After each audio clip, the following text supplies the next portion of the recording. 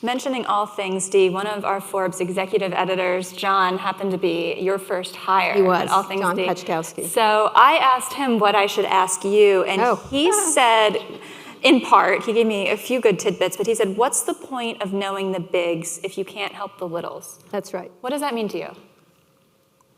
I have access to a lot of people, besides having their cell phone numbers. I'm a super irritating texter. I always text people like, what the fuck? Like after Gavin Newsom did that Steve Bannon thing, I literally like, what the fuck is wrong with you? Like, what, because I thought it was kind of a tongue bath for him. We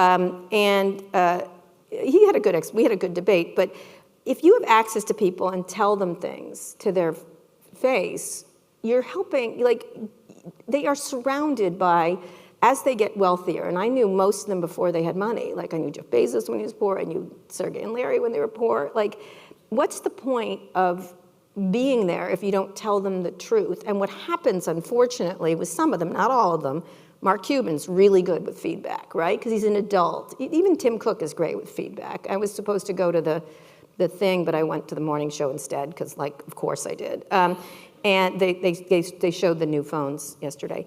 And I was going to meet with them. I was going to tell them, what in the fuck with that statue? Like, come on. Like, I want to hear your explanation. If you have access to those people and you don't tell them the truth, what's the point? What am I going to get for not saying anything? What do I get? Like an extra minute with them? I don't understand. And so if you can't articulate what other people, how it affects other people, what's the point of having that access to me at all? And there isn't right now I'm working on this series for, I'm not supposed to say, but whatever. I'm working on a docuseries for my next book, which is about longevity and healthcare and where it's going and all this amazing stuff happening around cancer research and obesity and all this stuff.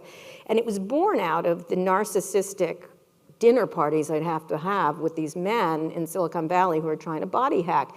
And I thought, look, things that are happening now are astonishing and miraculous around healthcare. I'm going to start with the narcissism, and then I'm going to show you, I'm going to blow up the charlatans, and then show you how to democratize people not dying of cancer, not dying of obesity, so I'm using this access to the top of it in order to talk about what's actually happening and how to get it to more people.